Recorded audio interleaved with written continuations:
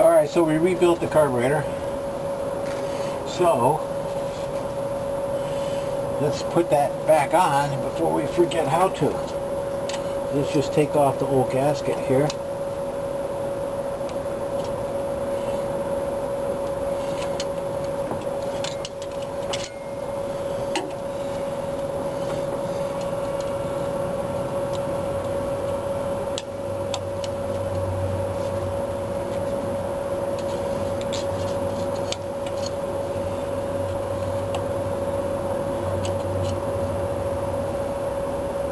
Okay, let's look here.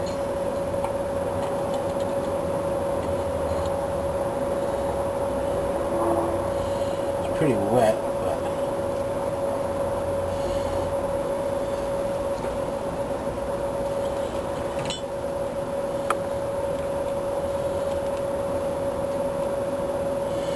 okay, a new gasket will fit perfect. So, since we have a new gasket, let's use a new gasket.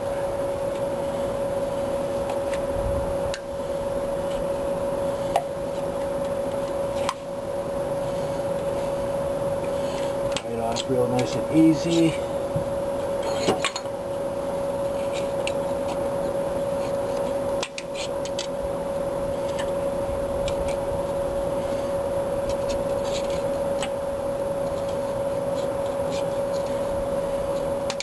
There we go.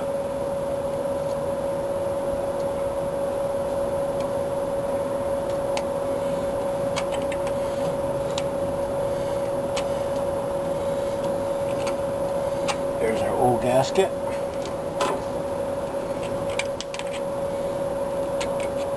Little crap in here, no big deal.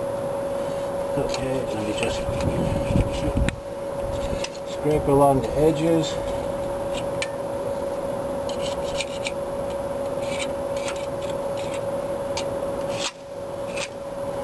Here's our rag.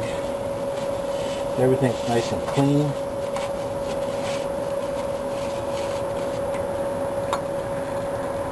Same thing with the back side. Okay, so we'll just drop our new gasket in.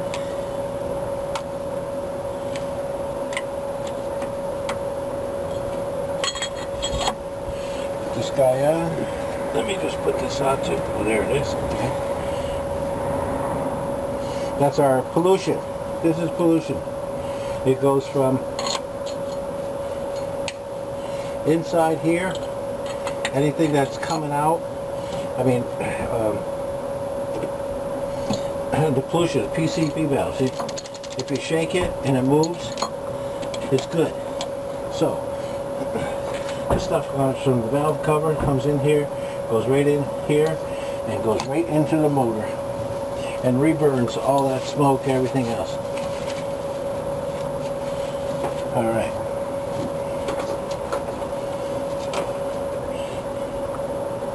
Now the next thing is our regular gasket, and we'll set the carburetor right in there.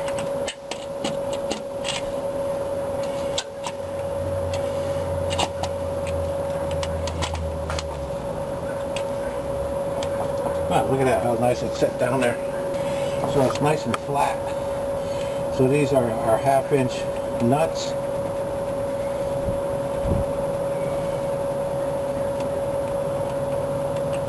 Start them by hand. Start them by hand. Everything by hand.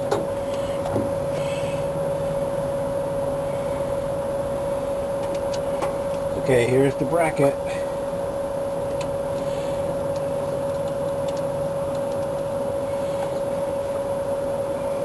Okay. And here is the control. It's arm. Here's its connector.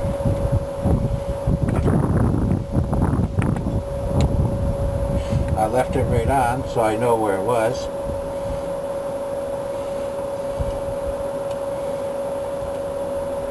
Put it through there.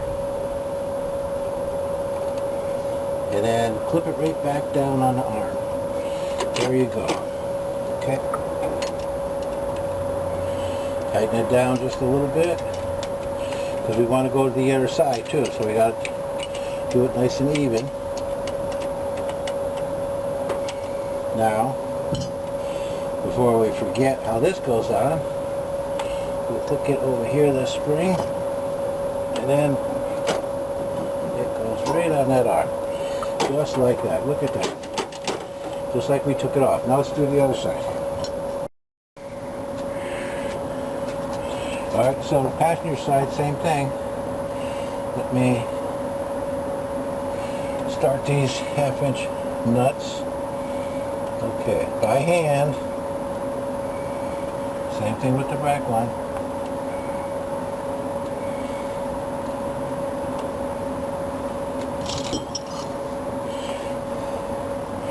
Then I'll tighten these up a little bit. Snug them down. Not too tight now, because we want to make sure they're all leveled off, even.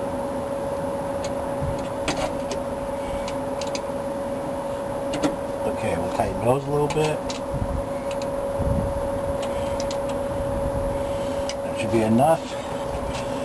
Come over our driver's side. Really don't know what the torque value is, but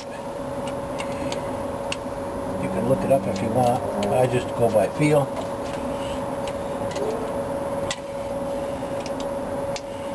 Okay, there it is. Now let's do the next one. Next is the vacuum that comes from the distributor. So, once again, start this stuff by hand, because if you strip it, you're going to be sorry.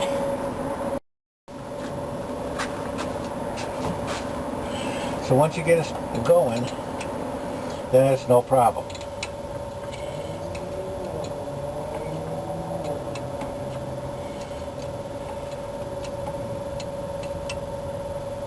Okay, that's good enough. And now there's the pipe from the bottom, and that hooks onto the choke assembly.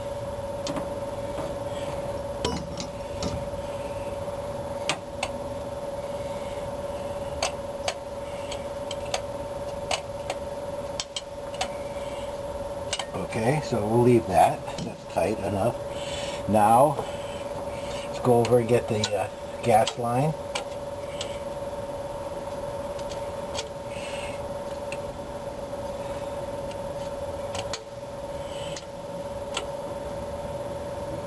Okay, start it by hand. This is aluminum. It will strip.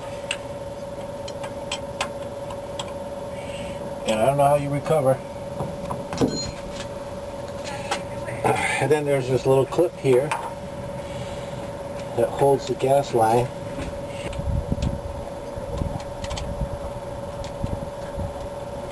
Okay, we'll tighten that, put that in place.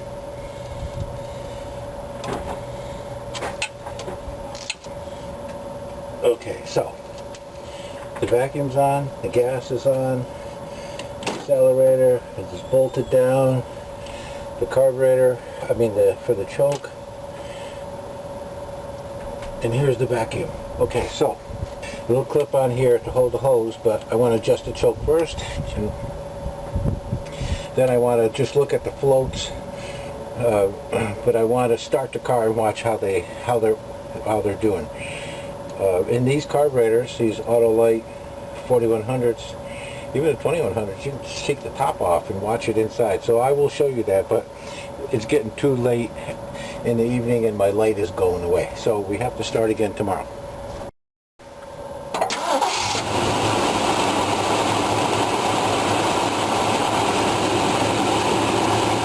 Okay, the car started right up. The choke is starting to open up, but you got to understand this is summer in California, so it doesn't even need that choke. But in other parts of the country, you will need it. So I'm just going to let the motor come up to temperature before I take the cover off the carburetor.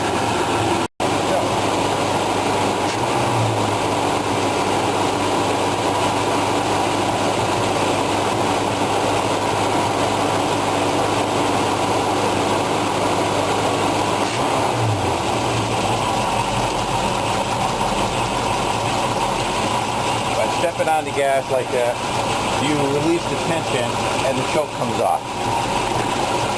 The next thing I did was hook up my old tack dwell so I can see how many RPM the motor's running, and that is the red connects to the side of the coil that goes to the distributor, the other part just goes to negative. So we're running about 550. Let me see what the manual says. So if I look up in my old motor repair manual, 1970, I come over here to Ford Mercury, and I come down here to year. It says 1965. That is 289. It tells you the spark plug, the distributor setting, the ignition timing, and we want hot idle speed. Here's a manual transmission and here's automatic transmission. So we come across and we look over here and it says 600. And it says 500, that'd be for automatic transmission, but it has a little number 10 here. So if we look at the footnotes, number 10, it says if air conditioned, turn AC to full on position. Well, we don't have air, so we don't have to worry about that. And the reason for that is because when you put the air on, it puts a bigger drag on the engine, which will reduce the RPM. But we're looking for 600 here. So we go back to the car and we look at our tack dwell. I don't know if you can see it, but it's reading about 550. So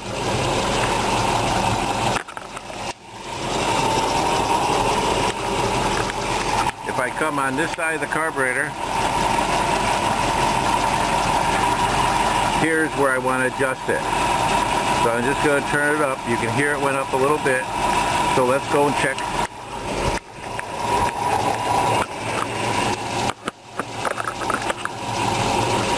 So what's it say here? Just a touch more it needs.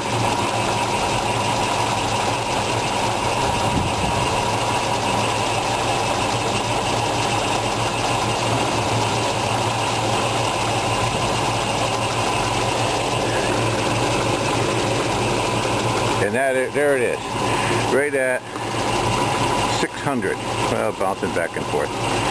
So, but close enough to the 6 for me. Okay, the next thing we want to do is adjust the air mixture. Now remember, we have a fan here, so be careful. There's 2 screws. There's one on this side of the carburetor,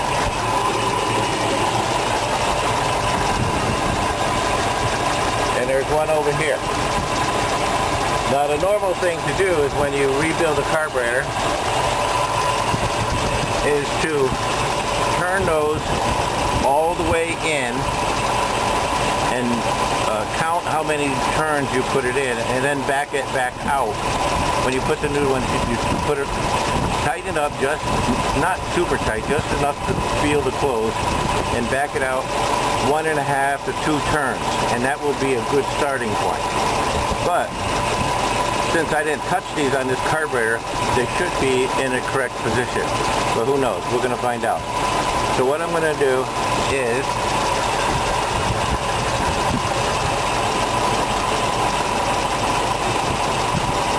turn this screw in. Ooh, see what happens? It dropped the RPM. So let's go the other way.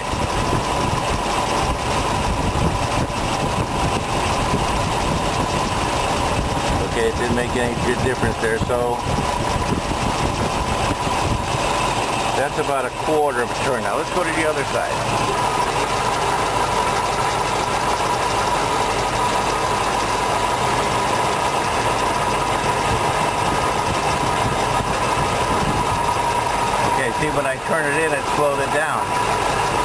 to go back to the old position. In fact, let me just turn it a quarter turn, open it more than a quarter turn.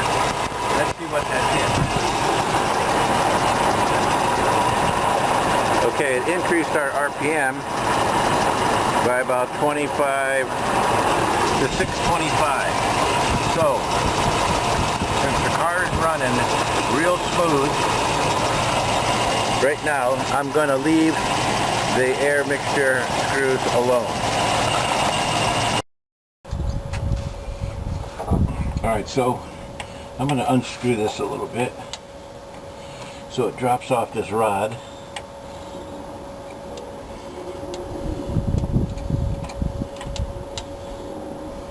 Okay, and now I'll take the back screw out.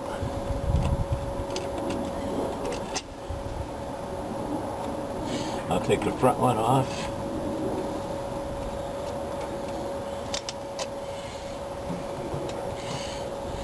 And then I'll unscrew this. I didn't tighten these up super tight because I knew I was going to do this.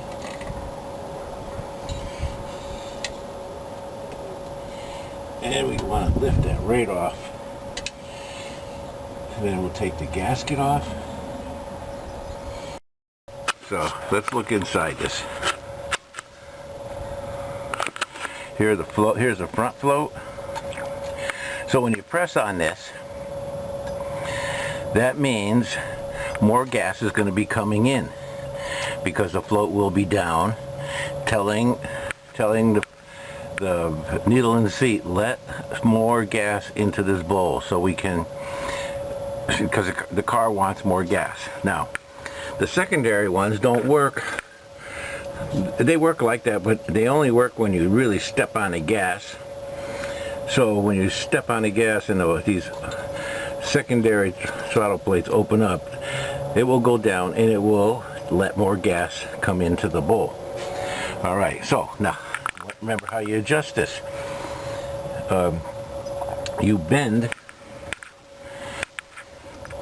You have to bend this tab, but you got to be careful because if you push down too hard, you might damage that neoprene tip on the needle that comes in with the comes in contact with the seat that allows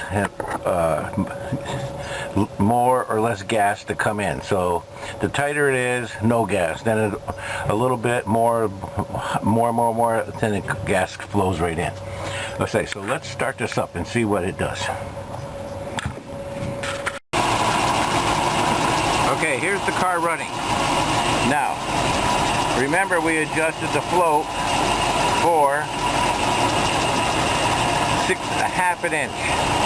Alright, now here's what happens. If you press on this float, see more gas coming right in. Because when the float goes down, the car needs more gas in the carburetor.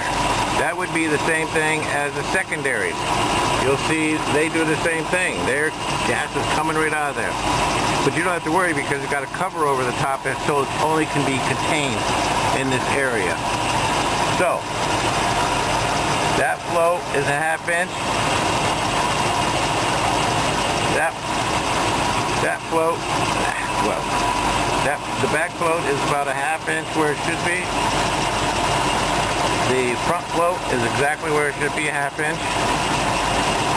So, the floats are perfectly adjusted. The needle and seat work really good because what happens is if it didn't close, it would be just bubbling all over. Same thing with the front. So, and we also solved the problem, our original problem, of gas leaking from right here. It was just pouring down, which of course I don't like because it's just a little too dangerous for me. I'm not that brave. Too old for that kind of stuff. Alright, so I'm going to put the top back, shut the car off, and put the top of the carburetor back on. Okay, so here's our gasket. It only goes on one way. These slots match these slots. Come on, baby. Alright, all the holes line up. This is some kind of vent. I don't quite understand why it's there, but they tell me this breaks off. I don't know. Alright, so which way we gotta go? We have to go this way. Oh no. Okay, what we just lost is this little plastic nut that goes on here. It's got to be here somewhere. Alright, let's start with the first one. This is the most important one because it has the tag. Don't throw these tags away because it tells you everything you want to know about this. It tells you, I forget what this B is, but it tells you this 5 is a 65 and it tells you the date or the month when it was built, but you got to have the codes. This one says C, who knows what that is. 5 I know is 65. Z I know is Mustang. Okay.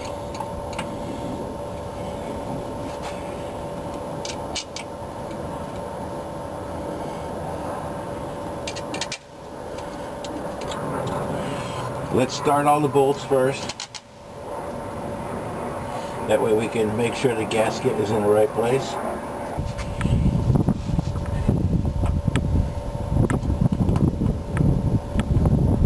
Okay, now don't super tighten these. You don't have to do that. It's not going anywhere.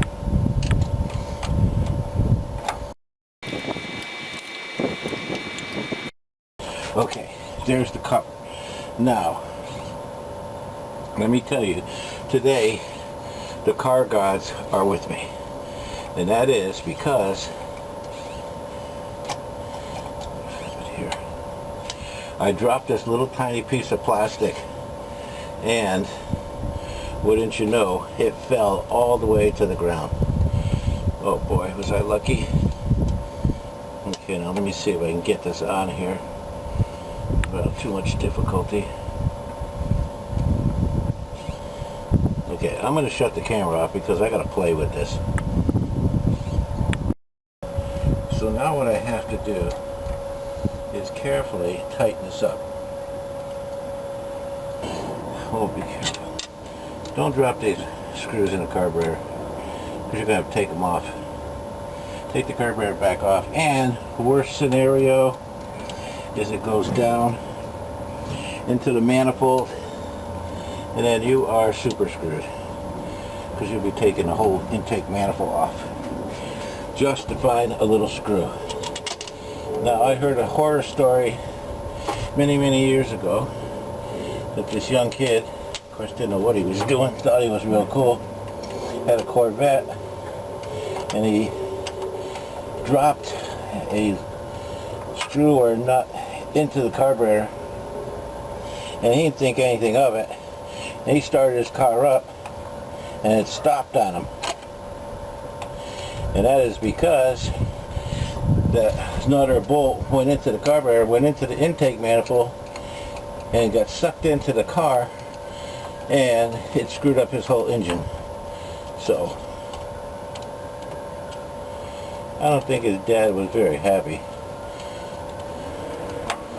because his dad is the one who bought him the car. So that was the last car I ever bought that kid.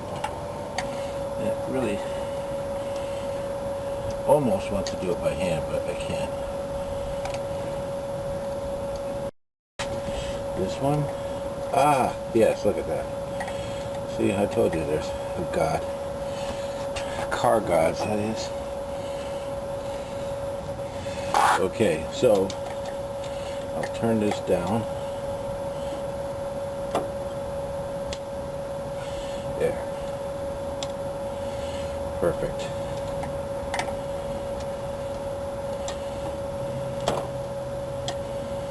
There. So the last thing I have to do is put this little bracket on.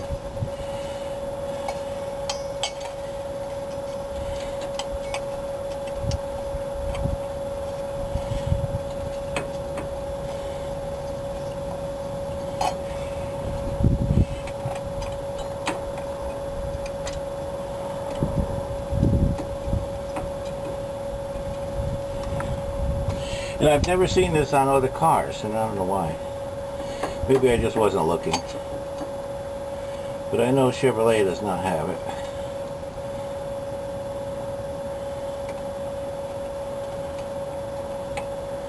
Okay, that's the bracket, and the thing is, put the water heater hose. So what happens is that the water heater hose gets warm, it helps open up the choke, along with the other pipe that comes all from the back side of the choke, goes all the way down into the manifold. That sends heat up.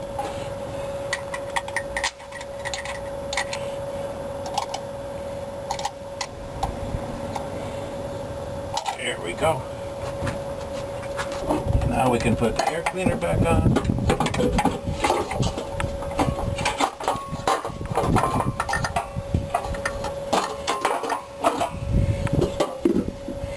Make sure it connects up down here. Goes there. Gotta have it in front so everybody likes it.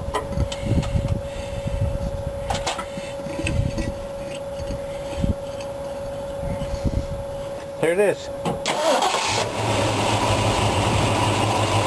So it runs good, and it doesn't leak gas from, I don't know if you can see this, down here, which is number 41, which is the economizer valve cover. Okay, and then here's the economizer valve too. So we replaced all those, and we put a little sealant on that gasket, and it does not leak anymore.